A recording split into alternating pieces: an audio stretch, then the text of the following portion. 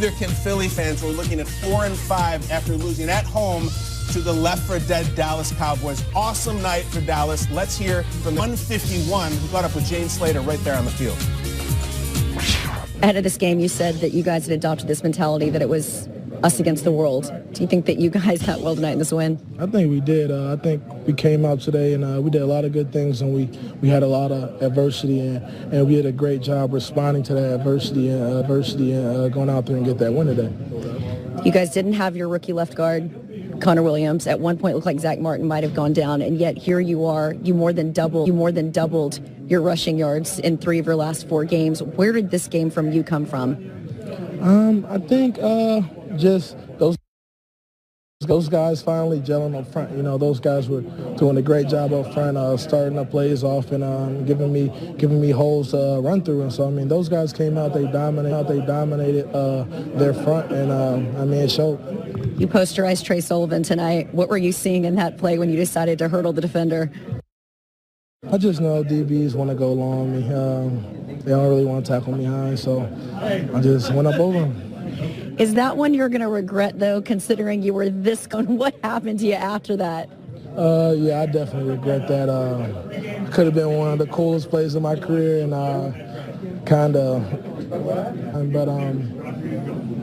yeah. Something tells me your mom is still going to frame this one, though, Zeke. Oh, yeah, I think she will.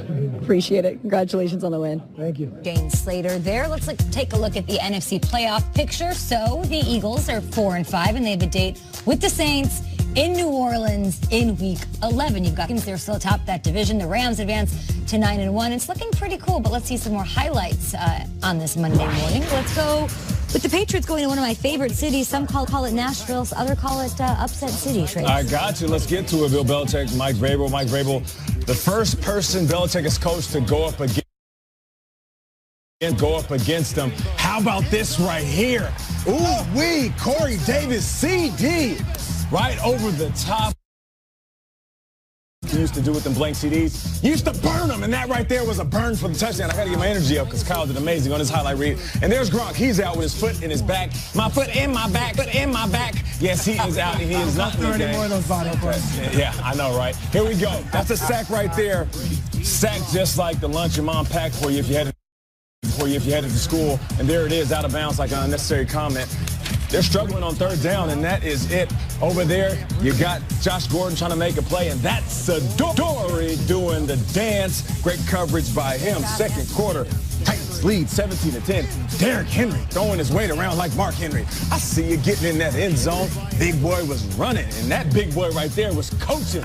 Mariota, 2 pass TDs in the first quarter. How about that? Fourth quarter, moving on, Patriots, and then White gives it to Edelman. So it's Brady to White to Edelman. That means 3 white guys touched the ball, and it was a good play.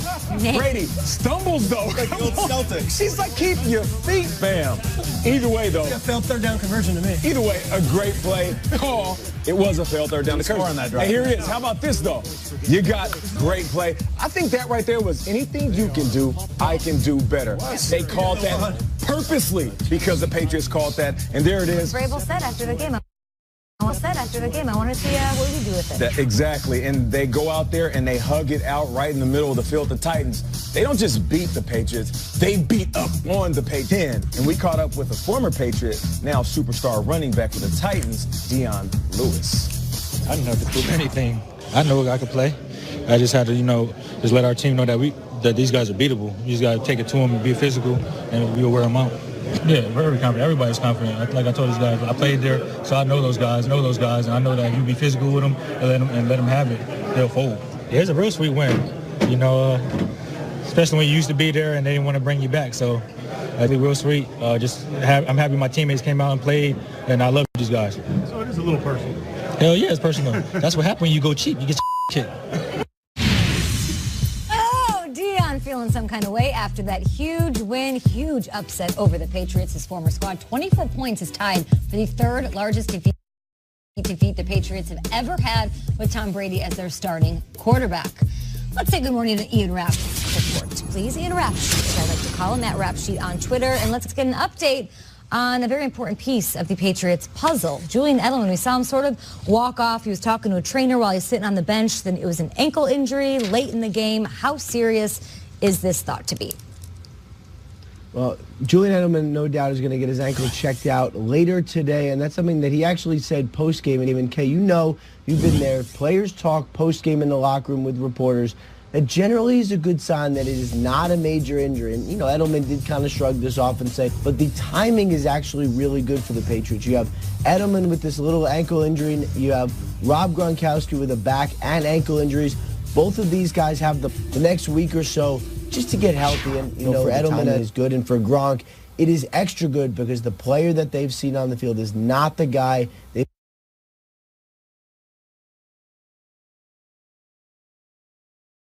to help propel them into a very healthy and potentially successful December. A lot of that probably went into why Gronk was inactive yesterday. Of course, Sony Michel probably nuts up in Foxborough, who now have lost 3 games this season. Thanks a lot, Ian. We'll talk to you throughout the show. Let's talk about these games, guys. We saw these brilliant highlights. The Cowboys get the win. The media was treating the Cowboys. Dak stinks. Jason Garrett stinks. Scott Linehan should be fired. They have no receivers. Their offensive line is overrated. The defense... They were awesome last night. And I love Jerry Jones's quote afterwards. We didn't have it on this one. I'm going to give it to you.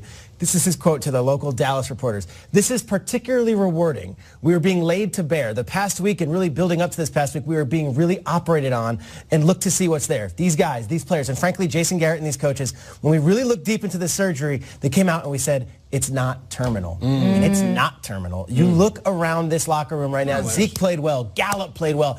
And Jason Garrett, shout out to him, because with everybody picking him apart for being too conservative, not having the courage, here it is, 4th and 2, a fake punt to Jeff Heath, and gets the first down and moves the chains, and they would later make the points to really get ahead in this game. I love this call, and it's symbolic of the Cowboys. Look, Todd Bowles is on the hot seat, laid an egg yesterday. We're going down to Dirk Cutter, laid an egg yesterday. Yeah. Jason Garrett might have coached the best game of the season yesterday, finding a way to win on the road in the defending champion's house with all of the pomp and circumstance of a former president and Veterans Day and everything going on into this game. Jason Garrett and the Cowboys showed they're still America's team. He's still going to be America's coach. He is going to be the coach the rest of the season. Game like that really saves his job, and I'll tell you, takes all of us technicians and doctors and everyone working on playing operation. Playing operation, it puts us at bay. And I got to say, hats off to the Cowboys. They got the job done. So it's too early to say this statement, but it'll be so interesting to see what they decide to do with Dak. Dak is, you know, your franchise guy. He's going to have to get paid and extended. We'll see how that all turns out after the season. Dr. Schrags. Dr. Schrager. I'm looking on the other side of the ball. Less than 8 months after a parade, Eagles fans booed the team last night. And they should have. They should have. Everyone's all up in their arms. How do you do that? They're booing the performance. And everyone's saying, well, they brought you a Super Bowl to that time. Enough of that. It's enough of the Philly special, enough of the dogs, enough of the mummers costume, because it's starting to sound a little bit like a guy who goes back to his high school campus after he graduates. Jerry O'Connell. Yeah, exactly. Doing belches and everything, trying to like live up the glory days. Here's the thing. Jerry Jones also said this week that he saw the Grim Reaper this week. He saw, not for himself, obviously for the team. He saw, this is now the Eagles' Grim Reaper week. They're going to New Orleans. If your dogs bite somebody, do something, all right? Because this is the game. If you lose this game, it's over. This is not about Philly and me. This is about Marley and me, because that's how this season is going to end. Do something, all right? You use Marley and me to the That's the way it's going. I will say this, with the Eagles fans, we were in London, and I got in the elevator with a bunch of Eagles fans who made the trip over to London. I said, you guys are going to have to be loud. And this Eagles fan who's a diehard looks at me and says, we've been loud all season. They just haven't been good. And I'm like, all right, like, it's quick. That thing, you know, the Super Bowl parade was nice. It was a long time ago now. You know, I'm looking at the Patriots and Titans game. And for so long, I've looked at the Patriots as an offense that is about as unpredictable as an M. Night Shyamalan movie. Sure. It's six good cents. ones. And you know what? That team, that offense, that coach has been haunting his former coaches and former players for a long time. Mike Vrabel comes in, and he takes that approach. He says, you know what? I'm going to be unpredictable. And they come out passing the rock. You would think that with the hand injury from Mariota, with the struggles of TD to interception ratio, that they would come out, they lean on Deion Lewis, lean on Derrick Henry early in the game. That's what you would assume. But Vrabel said, no, let's take the approach and give our young quarterback, superstar quarterback who's feeling better, a chance to open up the running game by passing the rock. And then plays like this, it only solidified the fact that a little bit of Bill Belichick has rubbed off on this young coach who used to play for him. So for me, this is great. And on top of that, Deion Lewis at the end of the game, after the game, saying, you know, you go cheap, you get your bleep kicked. And I feel like that's like a kid that used to get a whooping. And you know how you would whisper, like, oh, man, I hate getting whoopings. Your mom would be like, what you say, boy? Nothing. And they would say that about the Patriots all the time. You know, the Patriots always go cheap. They never pay anybody. What you say? Nothing. But when you get older and your mom tries to whoop and you're like, Mom, I'm 17. You know, you grab that belt. You know, just talk to me. You don't have to whoop me anymore.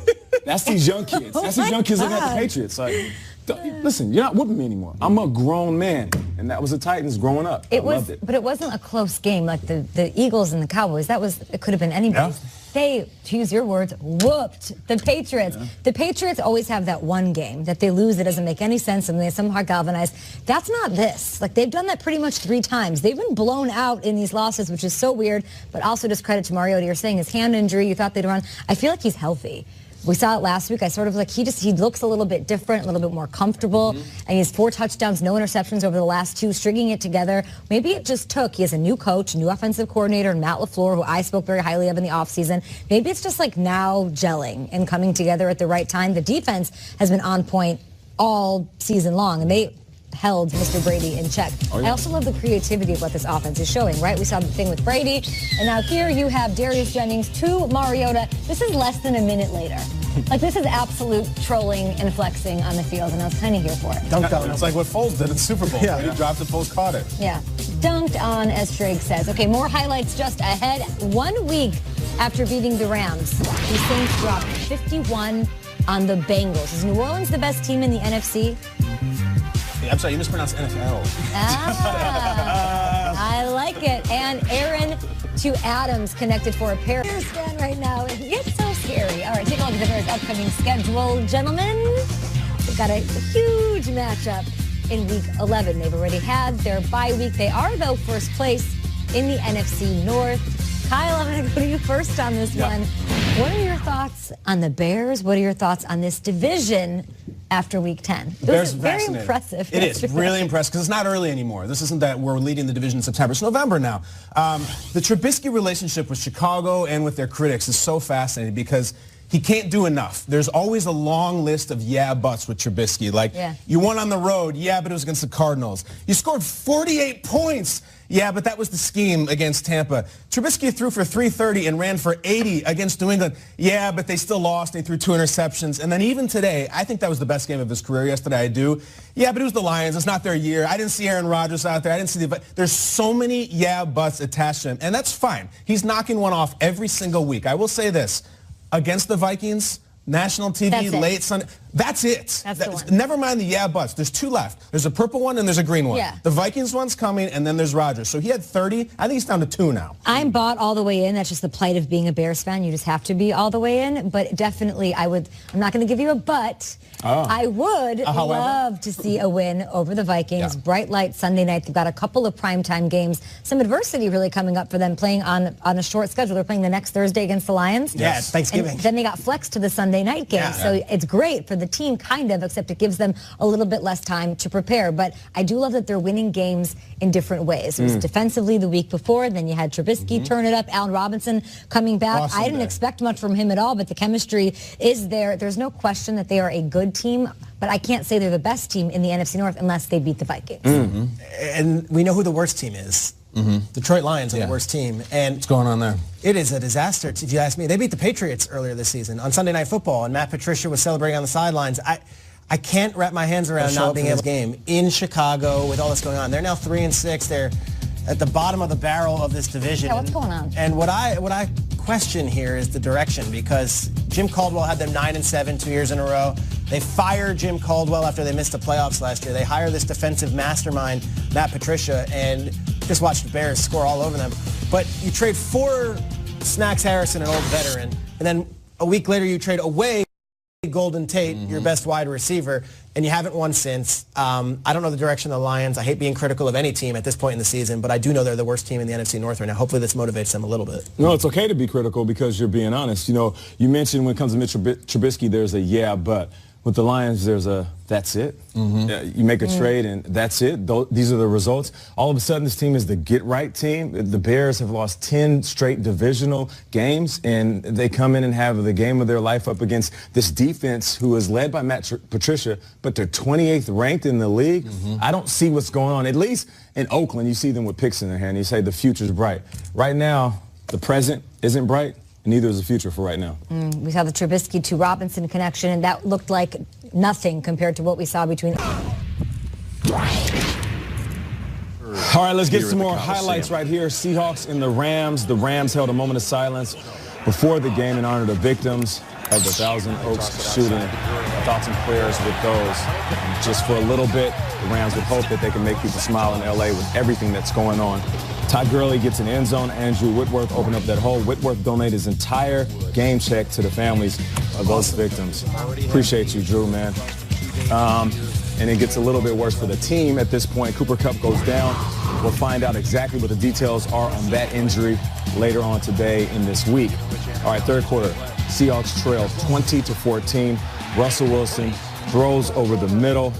Incomplete. Flag on the play. Take another look.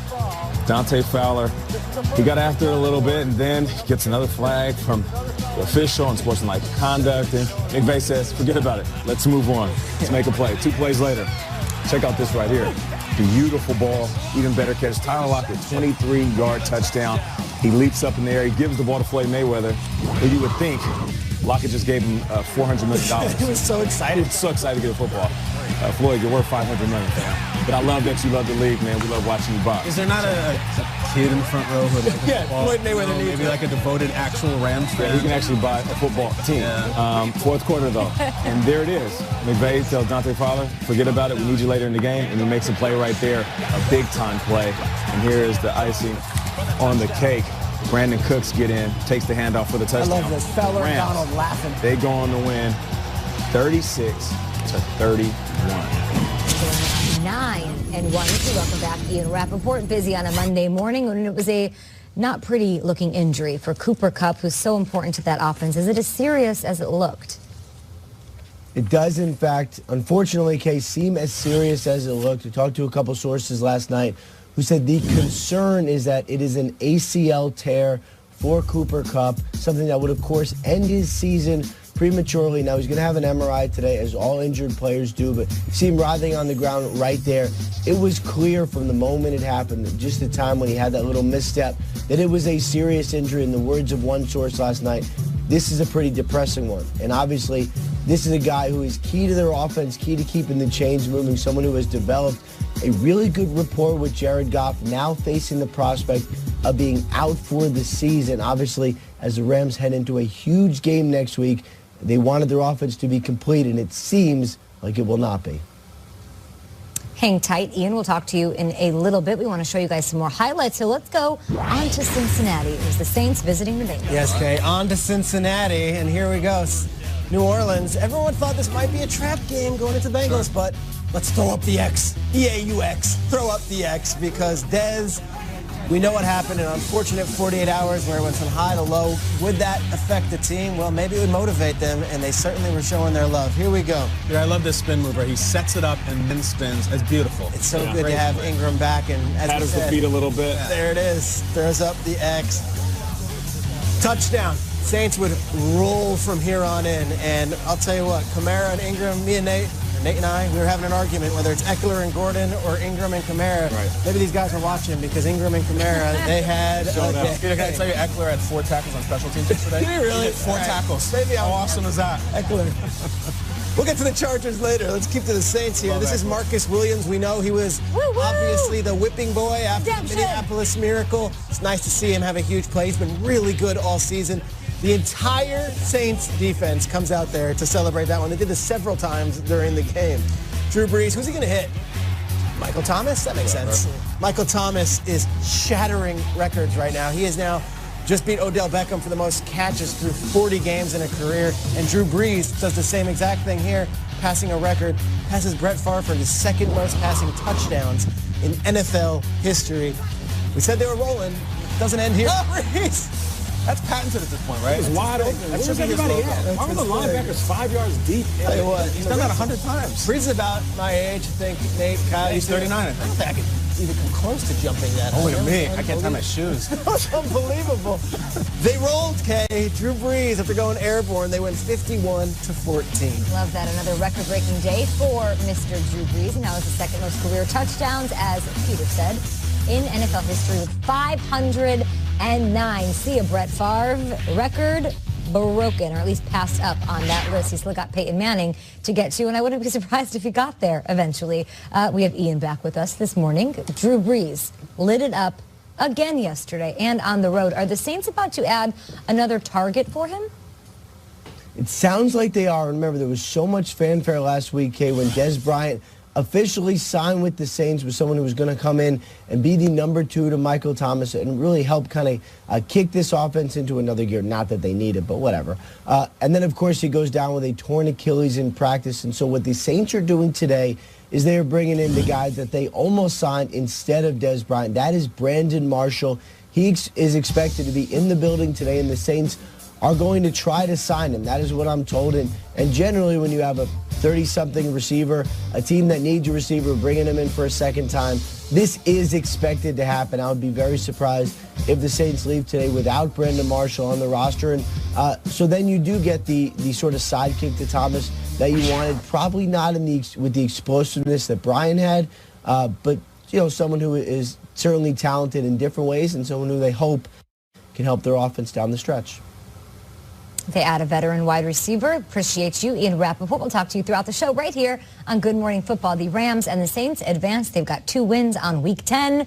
What was most impressive to you, Kyle? We love Todd Gurley, right? Todd Gurley's winning everybody's fantasy league. Incredible player. Every once in a while, we are reminded that the best player on the Los Angeles Rams is Aaron Donald. He's the guy. It's the darkroom mafia loves him, but every once in a while, you don't have to be a darkroom guy. Every once in a while, he comes out of the darkroom. He had 2.5 sacks. That's great. There was a moment yesterday that blew my mind, and it was late in the game when Russell Wilson flipped it forward to avoid a sack and came a fumble. I'm going to watch. Russell's going to step up and just toss it. Aaron Donald's going to pick it up and start running around like Rod Woodson or That's a 290-pound man right there. I've never seen Jerome Bettis, to be honest. Jerome Bettis, great, even in the same old Rams uniform. Donald is such a freak.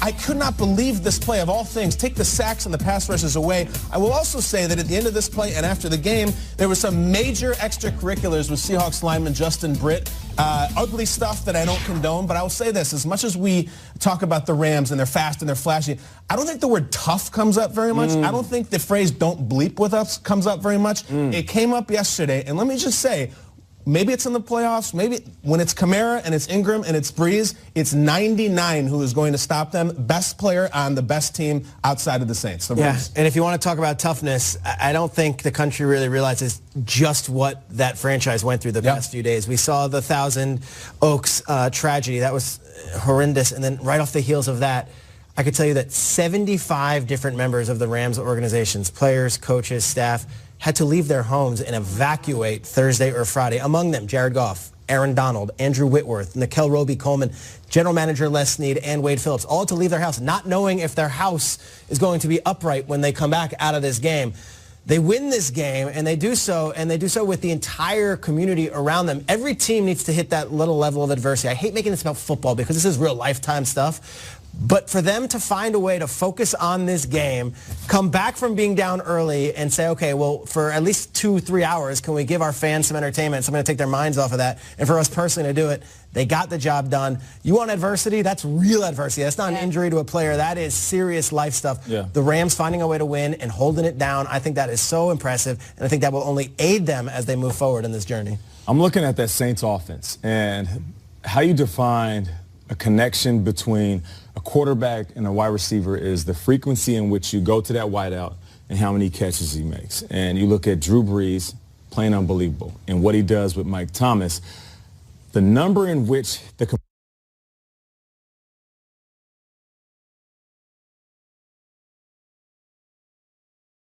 as a radio station that's hard to dial in.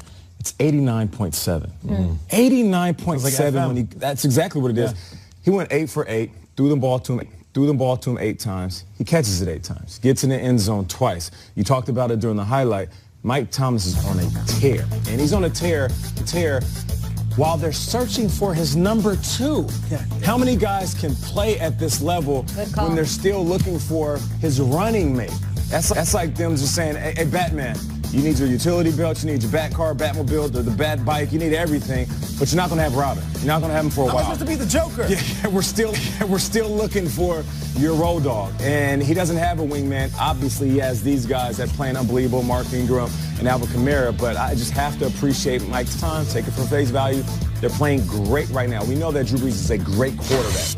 Mike Thomas is one of the young, great stars in this league, and if you're paying attention to what they're doing, that doesn't happen every season. I love it, and there's something about the energy, to me, I think that is most impressive with the Saints. They have a coach who gets under people's skin, who's passionate on the sideline, in the locker room.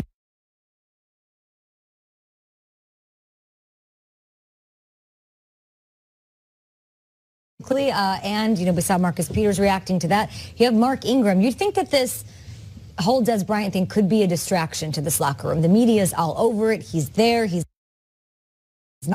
rolled, and instead they embraced the moment and we're such good teammates and just brothers in this thing. Mark Ingram tweeting this the night before, the X still going up, bro. It will how much of an awesome team this is. And this was a bit of a trap game. I love that they stayed focused, they executed, they got it done. And I also love that they are now 5-0 on the road. The last time the Saints were 5-0 on the road, what happened? They won the Super Bowl. And there were some questions about Des Bryant. Do coaches like him? Do organizations like him? How do teammates feel about him and how he approaches the game? What does that say about how he's respected by the young generation of superstars? Ingram and Kamara did that. They do the tandem interviews after the game all the time, and they're peppered with these questions about why you guys, not even one full practice here with us. And they're like, we just liked him. He fit in right away with us. He was one of our guys immediately. Everybody tries to define chemistry, and how the hell do you get it? I don't know how to define it. The Saints have it. Ultimate tribute. Drew Brees connected on 88% of his passes yesterday. Hey, look at that. He threw it up, baby. Threw up the X. Talk about it. So Des is still on the team. Yeah. Oh, and he could rehab there, and he's going to get a Super Bowl ring if they win. He's going to get the playoff bonus. Des is part of the Saints. He's on the Saints. I like that you brought that up because I think that there is a narrative as a fan that you see, I don't know, how's Des going to fit? What is Des? And that was disproved immediately during that game yesterday. Coming up next on Good Morning Football, the Chargers. They are off to their best start in over 8. Taking a look here at where Andrew Luck ranks. Somebody's got to sit in those seats. Where he ranks among quarterbacks with consecutive games with 3 or more touchdown passes in NFL history. There is Andrew Luck. All right, let's bring in Will Selva. He's out in the newsroom in Los Angeles. More highlights just ahead, but we've got to get an update from our guy who we missed quite a lot. Oh, I miss you guys as well. I kind of went through my separation anxiety, so I'm glad to be back with you all and hope you're all having a great morning. Now, if the network needed a volunteer for this particular assignment, I would gladly accept it. The Rams will play a 2019 preseason game at Aloha Stadium in Hawaii. Of course, Aloha Stadium was a former home of the Pro Bowl, which is now in Orlando. As for the date, time, and opponent for the Rams preseason game, all the deets, it will be announced at a later date, at which time I'll remind my bosses.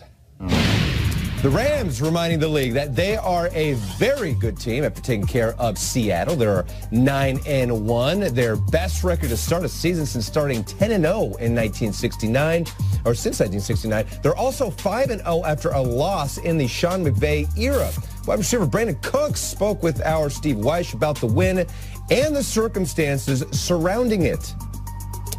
Yeah, it's one of those things. Anytime you play this team, it's going to be close. But at the end of the day, we have so much on our mind, the families from the fires and the shootings. If we could just come out here and give those families hope through the way that we play and to show that how we come together, I think that's what it was all about tonight. And to that point, what about the focus you guys had to have? You had to cancel practice Friday. Guys had to relocate. What about the focus you guys brought in? At the end of the day, we pros. There's so much other things that's going on. For Coach to believe to cancel practice so we can be with our families, that shows the belief that he has in us. And as far as his team, the focus that we have as well.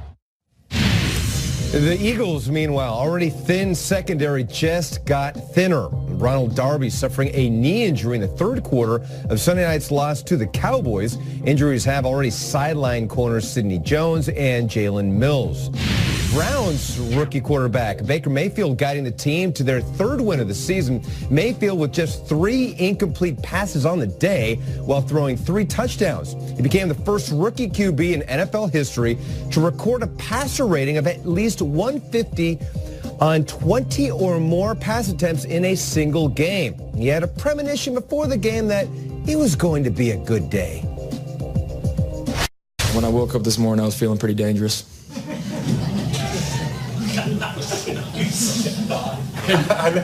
Care to expand on that? I just woke up feeling real dangerous. Yeah.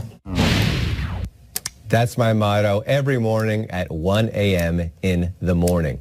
Well, GMFB rolls on right now, and Derrick Henry tractored his way into the end zone, and the Titans put a beat down on the Pats. Is it time to start worrying about New England? The Crew, rest in peace. This was a wild upset. Awesome game. Yeah. But where should the blame be placed? If we're looking at the back pages here in New York, I actually don't want to look at those back pages. They're brutal this morning as far as the Jets are concerned. Why are they struggling? You want to say what the radio shows are saying, but typically the radio shows have been on the back pages recently, Peter. You listen to those shows. What do they say? Yeah, it wasn't Francesa on the back page. It was Todd Bowles. And, hey, again, we don't take any joy in this, but when you have a player, Maurice Claiborne, who's a veteran, who's been through the games, come out after the game and say, we didn't come to play today, in no way, offense, defense, or special teams.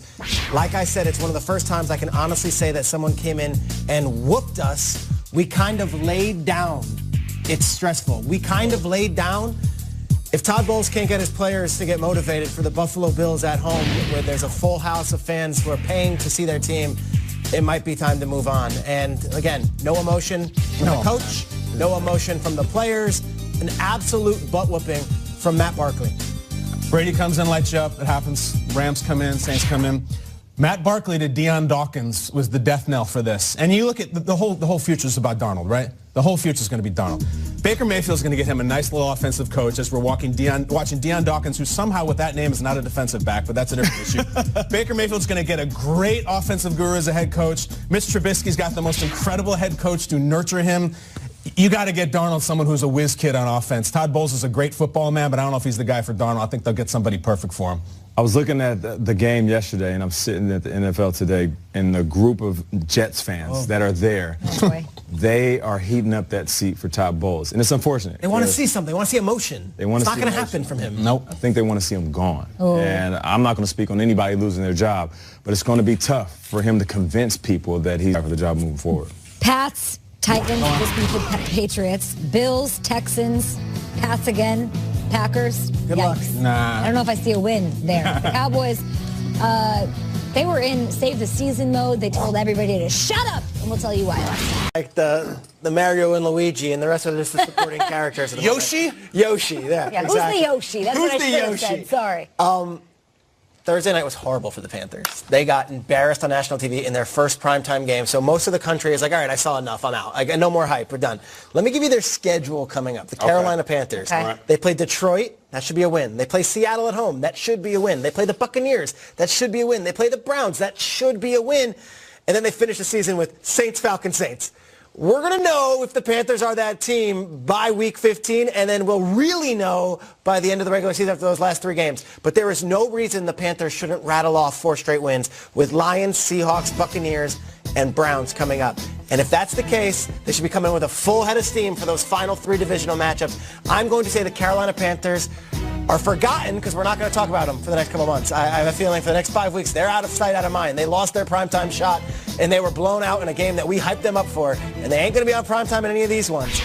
But I'm going to say that the Panthers, they could get a little steam, could get a little momentum. Yeah. Maybe that was the best thing that could have happened to them. Get the doors blown off you, be humbled, check your egos. So you're with Cam. I'm saying the Panthers. Exactly what Cam was saying. The Panthers can use that. They can use that to motivate, and they've got wins on the schedule left. A lot of these teams have brutal schedules. Panthers don't. Go win those 4 games and come in strong for the Saints on Until Thursday they have night. to face the Saints twice at the end of the season, a team that beat them 3 times last year. I see Christian McCaffrey as the toad. You know, the little guy, small, fast, yahoo! But you know, when I play Mario Kart, I'm not making a joke. I like Wario. I like being the big bad guy. And the Wario in the NFC right now, I'm going to take a shot at this. We saw something yesterday we haven't seen in about 6 months, and that was Khalil Mack at his full powers. Khalil Mack did terrible terrible things to the Lions at Soldier Field yesterday. So the Bears are not the Rams, they're not the Saints. I'm looking forward, I'm taking a shot. I think if you got them in a playoff game and you had one of those signature defensive performances from a pass rush, I think that's the only way you're going to beat these We've teams. seen it from Von Miller in big games, right? We've seen it from Cam Jordan in big games. Right. We've seen pass rushers who can take over the game. And I just think unless you hit Breeze, unless you hit Goff, like, they're going to hit you and knock you out. Khalil Mack rested for weeks, and they risked it. They could have played. I think he's our best player. We're going to take a shot. We're going to beat the Bills. We're going to beat the Jets. And then they unleashed him yesterday, and it looked like the same one we saw week 1, week 2. Should the Bears continue to develop, and Trubisky develops, a big-time Khalil Mack game is the kind of game that could knock off a Breeze or a Goff. That's what it's going to take. I don't think anybody on offense can do it. I don't think there's a Rodgers and a Brady who can beat them offensively. I think you have to beat them with the defensive star, and I think he's right now the best in the league. I think the Vikings can do it. The Vikings? Yeah, I think they can. I think Kirk Cousins, you're talking offense, he's having a better year statistically than Tom Brady is right now, and he's an upgrade on what they had last year. He's a guy that can stretch the field. I have this weird feeling that everything's happening at the right time. Right? They were not great on defense to start. Then they got Everson Griffin back. They're doing celebrations after big plays. They're starting to look like they did last year defensively right now, and they are the #1 defense, by the way, over the last 4 weeks. And I feel like Dalvin Cook is back. Stephon Diggs is dealing with a bit of an injury. The bye week came, I feel like, right at the best time. And I just feel like in that NFC North, they're still going to sort of run the show. It'll be a huge game against the Bears in week 11. And guess what? They beat the Saints last year in a playoff game, so they're not scared of them there. And they beat the Rams in a regular season game last year. They're not scared of them there. They've won 4 or 5. Sorry, the Rams beat them last year, but they... And how'd they beat the Saints in that playoff game? The world deserves a Saints-Vikings playoff rematch, right? I mean, that'd be incredible. Which teams in the NFC pose the biggest threat to the Rams Saints? After thinking about it, nobody. Just think about these offenses and how it's hard to find one. They are. It's hard to find one. And here's the thing, since we're talking Mario Kart, when you battle in Mario Kart, what are you trying to do? You're trying to burst the balloons. Balloons, yeah, right? 3 balloons. And there's 3 balloons on each. Only thing that's going to happen if balloons burst within these teams, and that's injuries. And I know injuries are inevitable, but if you get healthy at the end of the year and you can maintain that, I feel like nobody's going to stop these guys, and they will meet up at the end in the NFC Championship game. You got to give credit to the team that's the biggest bully, and that's the Saints right now. The Saints, they proved to be the better team when they played, and not only that, they're playing almost like collegiate football right now, where they're running up the score on teams for their own personal confidence, but also to send a message to everybody else. But right now, Rams and Saints, 2 of the best offenses in the business, those guys will be in the playoffs and meet up in the The Vikings did beat the Rams in the regular season last year, so they have that little, but then again, the Rams beat them this year, which is probably more important. We'll see how it all shakes out, but I still feel like they're... All right, let's get to some more highlights. We got the Patriots. Titans. Patriots struggle on the road. There's Mike Vrabel, first person to play for Bill Belichick, and then coach against him as a head coach. And listen, you want something sweet? How about some M&Ms? That is Marcus Mariota. Oh, that was nice right there. He hits Corey Davis, 23-yard TD, 2017 4th overall pick. Davis, 7 catches, 125 in a TD. But there were some struggles on 3rd down. Without that guy, yes, it's going to be tough. Rob Gronkowski, he was out with an ankle and a back. And there is Wesley Woodyard putting Brady on his back. That's the Wesley Crunch right there. Here he is, looking for James White. That goes out of bounds. And here he is looking for Josh Gordon, Adoree Jackson, all over Josh. They struggled a ton, 3 and 15 on 3rd down, that's 20%. But here we go. Derrick Henry, he gets in, moving that big weight around like Mark Henry. Another Mark Henry reference. Of course, man. I'm going to empty the bag, man. That's all I got. It's the last hour. I'm going to use all the reruns. All right, Marcus Mariota, though. He balled out. Mark Henry. Oh, yeah. All right. There we go. Thanks, Trace. I appreciate that. Check out this play right here. We have White to Edelman to Brady. I won't use my joke from earlier. Use it! Okay, all right. There's 3 white guys that touched the ball. Ding, ding, ding, ding. And it didn't work. No, we need more. If he'd have kept his feet, though, it would have worked. But you what know about Regarding Henry? You like that film? A little slow for me, a little heavy. Harrison Ford. I haven't seen it. Really? Oh, heavy Harrison Ford, like Oscar bait. Old J.J. Abrams deal there. Okay, all right. I'm going to check it out. I'm going to put that on the list. It's a film. All right, here we go. And how about the trick play after the trick play? The Titans saying, y'all think y'all got skills? Wait till we show you how to do it. And they actually gained 21 yards on that play. The Titans, they will go on to win this one big over the Patriots, 34-10. And after the game, we caught up with Deion Lewis, who had some choice words for the cheap Pats. I didn't have to prove anything. I know I could play. I just had to, just let our team know that these guys are beatable. You just got to take it to them and be physical, and we'll wear them out. Yeah, very confident. Everybody's confident. Like I told these guys, I played there, so I know those guys, and I know that if you be physical with them and let them have it, they'll fold. Yeah, it's a real sweet win, especially when you used to be there and they didn't want to bring you back. So definitely real sweet. I'm happy my teammates came out and played, and I love these guys. So it is a little personal. Hell yeah, it's personal. That's what happens when you go cheap. You get kicked. Oh. Talk about it. All right, well, maybe we'll review that comment in January. Let's just put it that way. Is that what you're saying? It's wild now. So the 3 losses for the Patriots, 2 of them were to his former dudes. Yeah. Now Patricia and now Mr. Rolled them up. He said, I played with those guys. I know those guys. If you be physical with them, they'll fold. That is some strong words right there. He also called the organization cheap. Yeah. Well, I mean, we've all said that before. Well, I've never said that. Cheap? You never said the Patriots cheap and they don't pay guys? To call them cheap There's a salary cap, Nate. It's the same thing. How many guys have we let them walk away? Let guys walk away. The word cheap strikes a chord. That is Chargers, Raiders. You're The cheap. Raiders cheap. They let Kalimak go. Oh, the Chargers good. Yes, they are. Yeah, the Chargers are really good. I just want to read this quote. One Raiders veteran player walked out of the locker room yesterday, walked past another teammate, past reporters, and said, I got to get the bleep out of here. That's been retweeted about 2,000 times, yeah. You hear the name? No, it's an anonymous player. Never happened. At the end of the game, the Raiders had a 4th down that they needed to get, and they set up a screen pass, and Derek Carr threw it into the ground on 4th down. They also had a 4th down earlier. A wide receiver handoff they did on. Is that right? But Melvin Gordon. Yeah, Melvin Gordon's really good. The Raiders, it's been a hell of a season. The Chargers got the silver and black bye week and won. Congrats to them for that. Melvin Gordon's incredible, so is Phil Rivers. They win the game 20-6. It was never in doubt. Chargers win. It's a good game. I'm tired of the Raiders, man. Touchdown for the first time since week 1. They've got the Broncos up next. It's a good one. Let's go to Arrowhead. Stay in the AFC West here. Chiefs continue to roll. 9-1, best record in the AFC. 2 touchdowns for Tyreek Hill, taking a shot at the old camera, and then they've got a huge game this next week up against the Rams in Mexico City. Week 11, we've had it circled and highlighted. Cannot wait to talk about that. All the games, though, are done in Week 10. We can't start talking about Week 11 until tonight because it's Monday Night Action. We'll preview that in a bit. But who won the week so far? All right. Who won the week for Week 10 is interesting because I think it builds up to the season. And I think we gave Sam Darnold a lot of love early in the year. Josh Allen had his big win in Minnesota. You look at some of the other rookies. Josh Rosen. Baker Mayfield was the best quarterback in all of football yesterday. He was unbelievable. He started off the game 12 for 12. And some of these plays, this pass here in the first quarter, this is an unbelievable pass. Be rolling out to your right side on the run, hitting a receiver deep. And to do this just a few weeks removed from seeing not only your head coach, but your offensive coordinator shown the door and fired, means that you are doing something and you're doing it with a lot of adversity already earlier in your career. And then to not only walk the walk, which he did and had an amazing outing, to talk the talk afterwards. Browns fans, I don't know how you cannot be excited for this. Check out what they asked him. How'd you feel today, and why was it different than previous weeks? Look what Baker Mayfield had to say to reporters. When I woke up this morning, I was feeling pretty dangerous.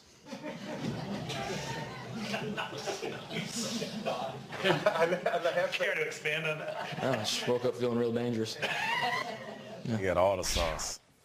It's not only the comment, it's the look. Yeah. Like that blank eating grin. Like, I know what I got going on. Cheshire cat. Yeah, Cheshire cat. Like, It is he won the week. dangerous. I'm excited for the Browns right now, and Baker Mayfield's the reason why. He was awesome yesterday, and he answered a lot of doubters who said this team was going down the drains once they fired all those people. He looked awesome, and he is the future of the Cleveland Browns. He has that element to him that you talk about with Aaron Rodgers and getting in the club. Don't let him get hot. Don't let him in the club. I feel like that's going to be Baker Mayfield next generation. Kate, that's a perfect segue because I'm looking at the Indianapolis Colts. They started the season 1-5. And they've won 3 games in a row. It's interesting because Frank Reich, neither in college or pros, has no history of comebacks whatsoever. He's never done it. It's not in his fabric, but he's found a way to win 3 in a row. Andrew Luck is white hot right now. I'm not saying that as a dumb joke, Nate. He is scorching hot. The craziest stat I've seen is that Andrew Luck hasn't been sacked in 4 straight weeks. Crazy. The guy who's made a living getting sacked, and you aren't crazy. The Colts tweeted this out. Now, hold on. Before we run it, we've been talking about Quentin Nelson on this show for months and months like a folk here. We've had his head on sticks as an offensive guard. We've hyped him as a demigod and a Hall of Famer. Wait till you see how he handles himself on the field. Roll the Quentin Nelson Wilhelm screen. This is nuts. This is...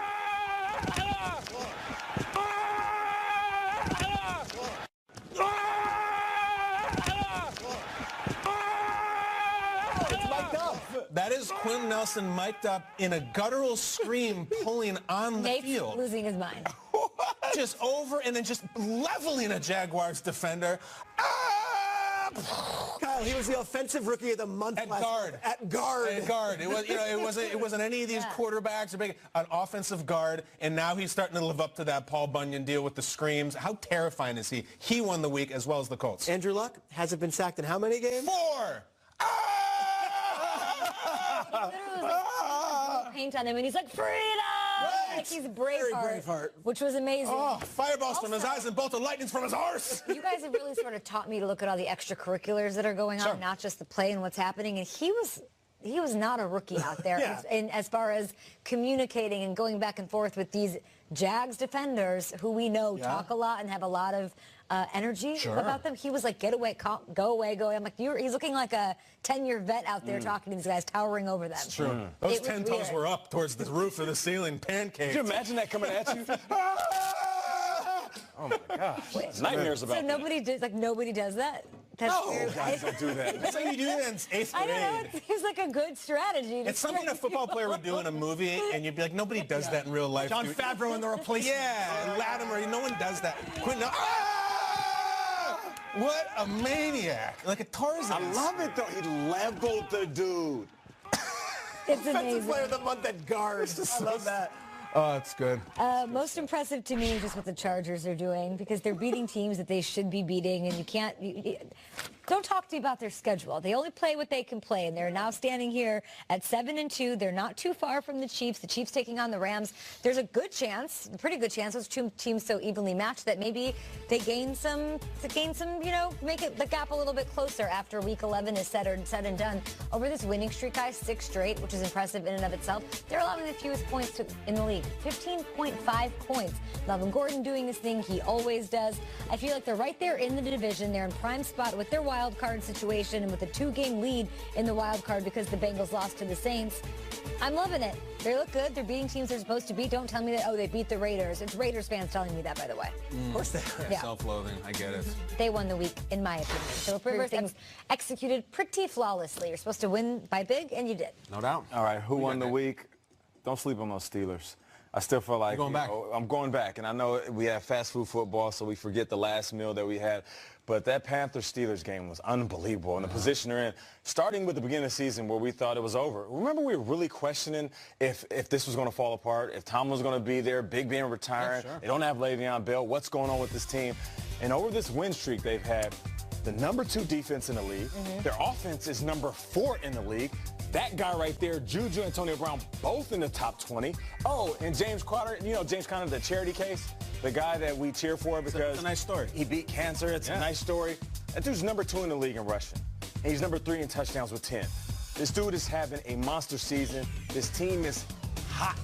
And not just the offense, I'm mentioning them, but that defense is playing like old school, hard-nosed, mid-90s Pittsburgh Steelers football. They're putting their shoulder in the middle of guys' chest and putting them into the dirt. This could be that team that catches fire at the right time. It's November. December's going to come around. And with the Patriots backpedaling, trying to figure out who they are, trying to figure out what their identity is, get them. Steelers know who they are. They know exactly what they do. Big hits, big plays in the air, and tough running with James Conner. Oh, man. Does this deadline come and go and he's not showing up? It's so funny because if you're reading Rap Sheet's Twitter feed or if you're following any of the insiders, it's like he's not going to come on Tuesday at 4 p.m. But if you have been following Le'Veon Bell this entire year, we've been led so many different directions and he's zigged and everyone else has zagged that I can't say 100% that he won't show up on Tuesday at 4 p.m. Because he's in Pittsburgh, right? He's there. He's in Pittsburgh. He's there. And at 3:59, if he walks in the door... Why don't you come by? Why don't you come back? Come on by, man. Because you know what, Kay? $6 million are at stake. Now, we know $14 million is for the year, but if he doesn't walk in that door at 4 p.m., he is handing over $6 million, which basically means I am sacrificing my entire salary for the entire season over this cause, which the cause is for himself and the running back. It doesn't necessarily feel like it's for the Steelers. So we'll see what happens, but 4 p.m. tomorrow is the deadline, and all indications say he's not going to show up. We've been fooled by Le'Veon Bell before. You're feeling Aditi Kinkhabwala will be on Lev watch until check them local gyms, man. Yeah, well said. I don't know if Tomlin's like going to LA Fitness, like, what's up? I'm signing gyms and rep studios. That's it. $1 million in support of our troops.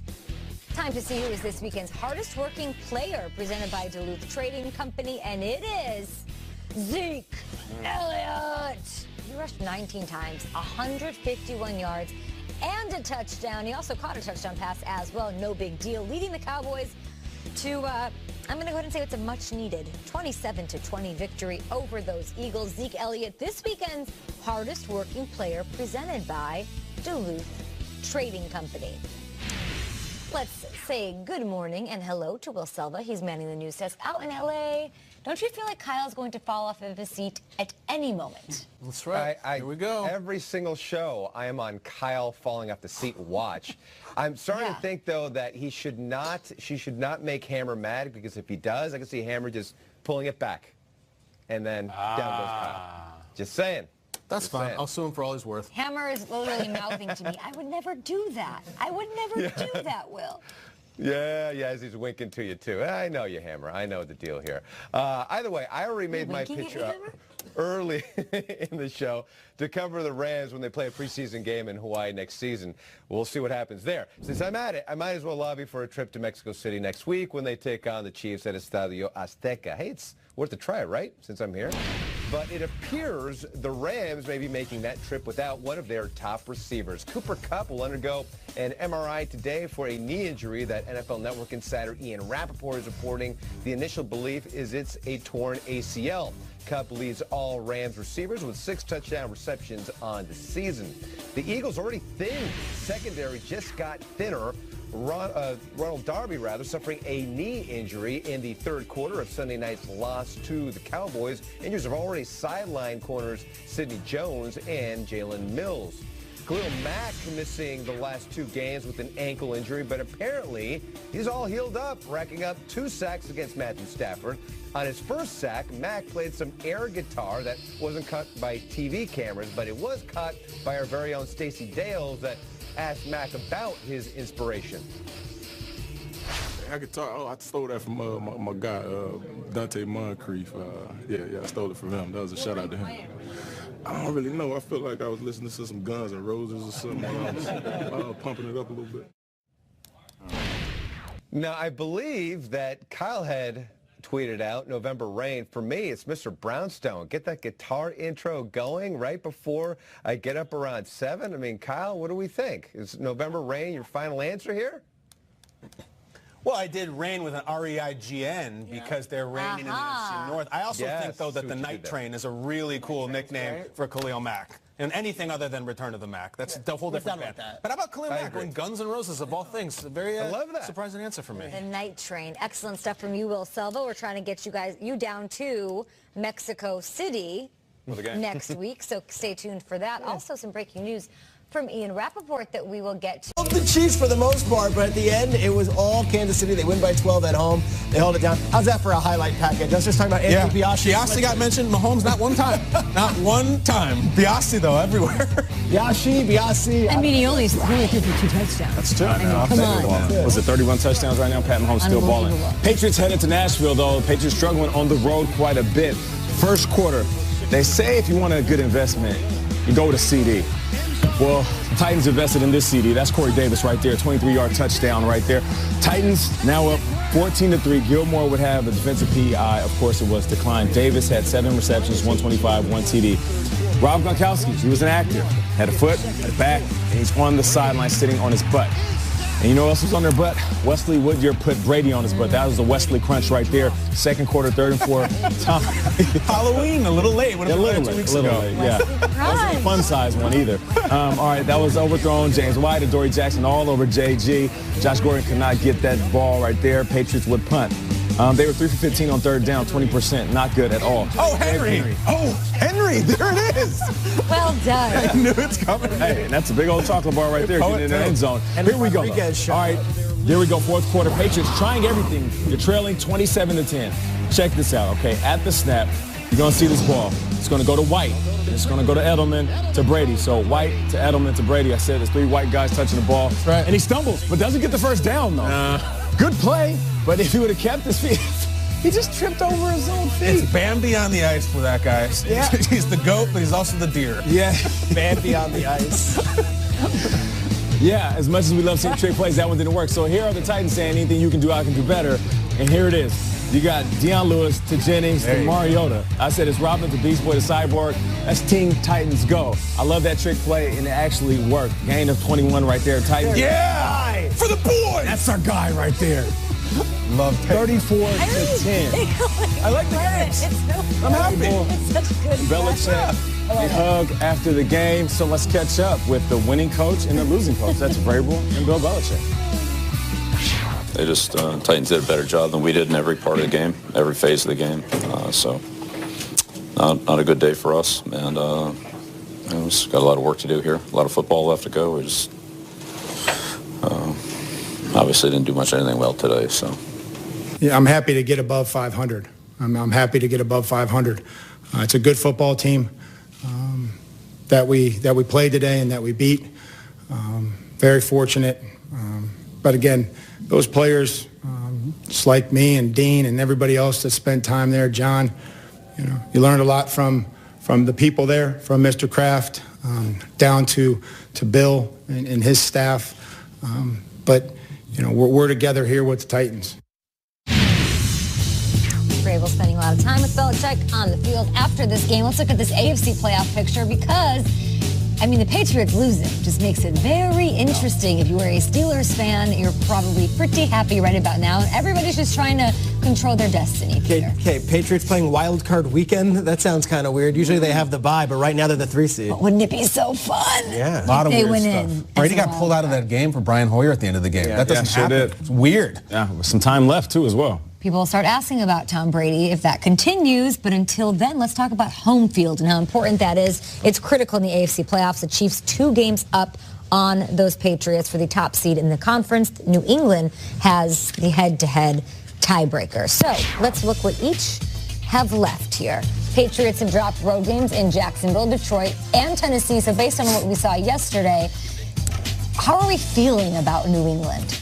Do we think if the worst case scenario for the Patriots were to happen and they reach the Super Bowl without home field advantage, I guess that's not the worst case for them, obviously, but could they make it back, guys, if they don't play at home?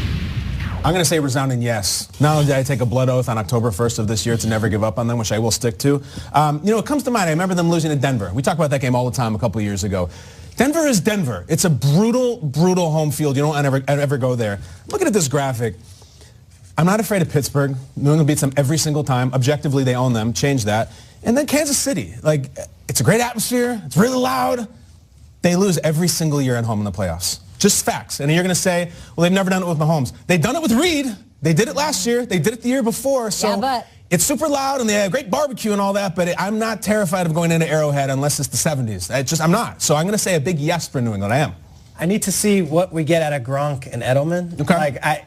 That version of the Patriots yesterday with Josh Gordon going down with his finger injury and we're relying on guys and they don't throw to Chris Hogan at all. That was not a good version of the Patriots. That version there is getting blown out by the Chiefs and the Steelers are going to run all over them. So they have the bye. A lot of times you use the bye to get right, to figure it out. It's a good time in the season. I'm sure they would have rather come in off a win after beating the Packers and then coming into this, but I don't know. I don't know if that version of the Patriots stands a chance against the Chiefs in Kansas City this year. And yes, they do have Mahomes. That's a different team. How did that team beat Kansas City just a few weeks ago? Because they did. They did. They scored a bunch of points with a healthy bunch of players. Sony Michel. Gronk has the big play, and Sony Michel makes the big play, and Edelman's all over the place. Patrick Mahomes makes the Chiefs a much better team than they were a year ago, so I can't let the Chiefs' ghosts of their past haunt them this year. If they were to play right now in Arrowhead in a playoff game, I'm taking Kansas City. Really? And that's not even with Pittsburgh in the conversation, who also looks amazing. The Patriots can look like what they have 3 brutal losses. That's as many as they had all of last season. But Nate, the competition, like you're saying, has risen in the AFC. That's the difference. If you're year in, year out, it's the path of least resistance. The Patriots are going to be there. But the Chargers have a better record. The Chiefs have a better record. The Texans are within half a game of being right there with them. The competition in the AFC is fierce, right? Yes, the competition has risen and it has improved. But I feel like this is 300, Nate. I'm choose your next words carefully, Lynn. That's exactly right? Choose it very carefully. This is a tough question. This will show up in Boston. It may be your last as king. It really is. But I'm with you, Kyle, though. Tusher and Rich will have this on their show today. The competition has risen, but until somebody knocks the Patriots off the top of the mountain of the AFC, I'm not going to give anybody else credit. I don't care how good their season is going. Even after yesterday? They got their asses kicked yesterday. Until their bags are packed. They can get their butts kicked, but until their bags are packed. Because I was right there with you in October when we... On the road. They've lost 3 games on the road. They're going to have to pack their bags and win 2 games on the road potentially. If the playoffs started yet tomorrow, they'd be a wild card. 2 games on the road to get to the Super Bowl. Can they do that? But the playoffs don't start tomorrow. The playoffs start in January. Okay. And the Patriots are one of the best teams in January. And I was right there with you in October when we took that blood oath, like the first movie, A Hangover, sitting on that rooftop. And I said, I will never bet against the Patriots again. And what I do appreciate about the Patriots is just like us nowadays with our cell phones. We all lean on autocorrect. And we sit there and we'll type in whatever, hoping that our phone fixes it for us. The Patriots are the best at having self-correct. They correct their mistakes. Both their tackles got injured yesterday. I'm fine and with Josh that. Gordon was injured. And there's no Gronk. And there's no Edelman. So why everything we've said about the Patriots before, you know, they're the best at next man up, they're the best at self-correcting, they're best at fixing things in November, December, and January. They're one of the best teams. I'm not going to abandon my thoughts now until they prove me otherwise. You know, I can care less about who's on that field. As long as they got Bill Belichick coaching and Tom Brady playing quarterback, they will always be in it. That's why I chose to talk about the other teams, because the depth in this conference is amazing. I know that today we're going to leave here, I'm going to be going through Twitter, and there's going to be tweets about, there's going to be articles written about, is it Brady? Is it Brady? Is Brady the issue? He's getting pulled for Brian Hoyer. Is that something that we're going to discuss here at the table? No, they're just wrestling. There's nothing to that, right? They're keeping him out of harm's way. Got beat up. I think they'll bounce back because Patriots. That's why. And Chris Hogan, maybe you should step up a little bit here. He's never on the game. You're a guy who's been there before. You're not some new acquisition. They don't throw to Hogan. Open on 4th down. They didn't throw to him on that one. Some of these guys need to step up when things really hit the skids, and no one did yesterday. Not a single player on that Patriots elevated their game when they needed them most. Hell hath no fury like a Bill Belichick off a bye week. True. So we'll see how that goes. Coming up next on Good Morning Football, the Saints marched right. Can lead the division in takeaways this season, doubling up the Cowboys with 18. They had 4 takeaways in their win over the Bucs in Week 10. Guys, tweet the show at #GMFB. Let's go to Will Selva out in the newsroom in Los Angeles now with all the latest from Coast to Coast. All right, thank you, Kay. Appreciate it. And we're showing that highlight of the Bears there. We have this story that we begin with on the Bears. With 6 wins on the season, they only had the most victories since 2015 when they went 6-10. It's also their best start to 9 games since 2008. Trubisky and the offense have been revived. Much of the success, though, can be attributed to the defense, who now has 3 sacks on the season after 6 more yesterday. It was Chicago's first division win since Week 4 of 2016, but they sit in first place in the NFC North, as we showed you, and they prepare for a showdown with the Vikes. Our Stacey Dales caught up with Akeem Hicks to discuss the matchup. We're going to approach that game and the rest of our games against our division opponents as we always do. A coach once told me, he said, if you can't play well against your division opponents, then what do we need you for? And that hits home for me because we play them 2 times a year. Right. So I think that our focus going into this week was to set a precedent and, to show that, we are in first place for a reason and we are the team that we are, and we look to do it going forward. Now, as soon as I heard the name Halle Berry, I immediately thought of the movie Swordfish. Then I realized her name was being barked out at the line of scrimmage by Rams quarterback Jared Goff against the Seahawks. Hey, Halle Berry! Halle Berry! Hey, I'm single with 15! Yo! Hey, Halle Berry! Halle Berry! Hey, I'm single with 15! Yo! Hey, Halle Berry! Halle Berry! Well, apparently, Berry heard it and tweeted to Goff and the Rams, hold up, what is a Halle Berry? To which Goff wisely replied, it's my favorite play ever. And then when you looked at the responses, people were saying, hot read, hot route. That's what it was, hot read, hot route. So either way, it works out and caught her attention. For sure. All right, favorite play ever. Swordfish, I'm sorry. As usual, fast forwarding to the good parts. Yes, why not? Exactly. Wow. Exactly. It's true. That is It is amazing. funny, though. I love that you tweeted that. It's cool. And Goff was like 7 years old when Swordfish came out, you know? Like, so she's a little before his time. He doesn't remember Catwoman. Boomerang? Boomerang, yeah, hello, that's young. So it's like, I love Raquel Welch. I love, like, the classics, and I feel like that's how Goff looks at this. Certainly Selva does. Great analysis there, Kyle. Brett, the NFL app is back this season. It's completely reimagined. You got to snag this thing if you can live stream local. I don't like you because you're dangerous, and Mayfield says, that's right, I am dangerous. When I woke up this morning, I was feeling pretty dangerous.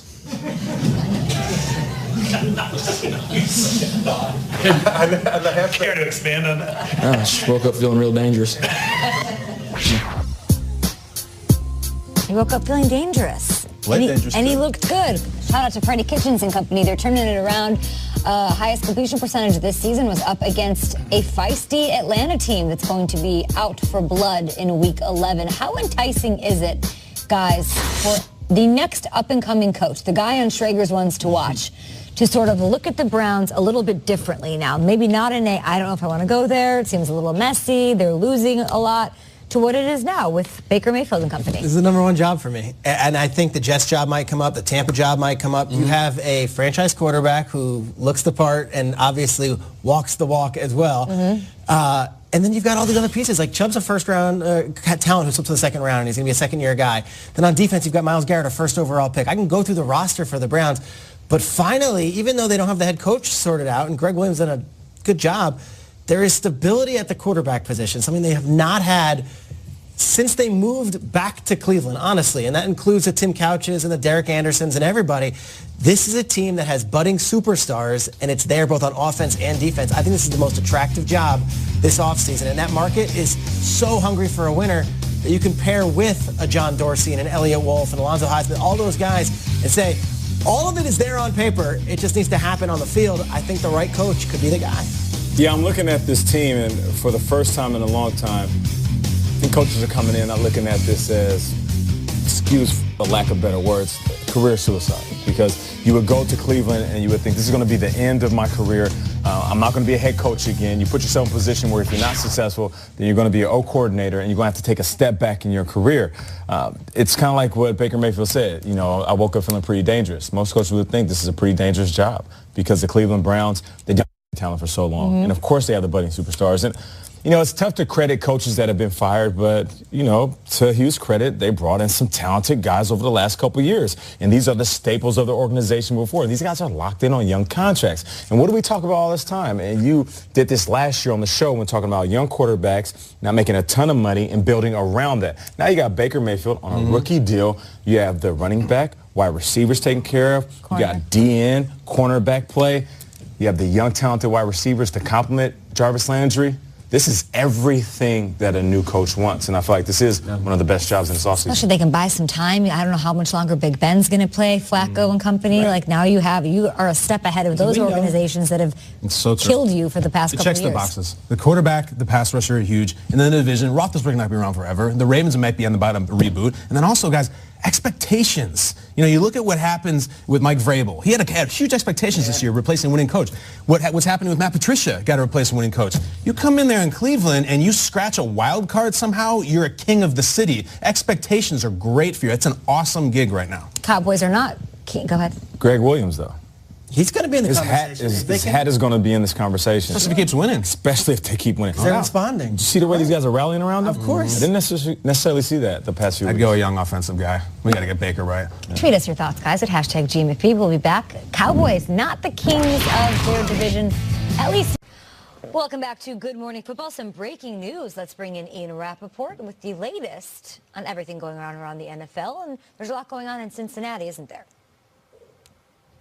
Yeah, there is some big changes in Cincinnati. Another year, another coordinator changed. Last year, the offensive coordinator.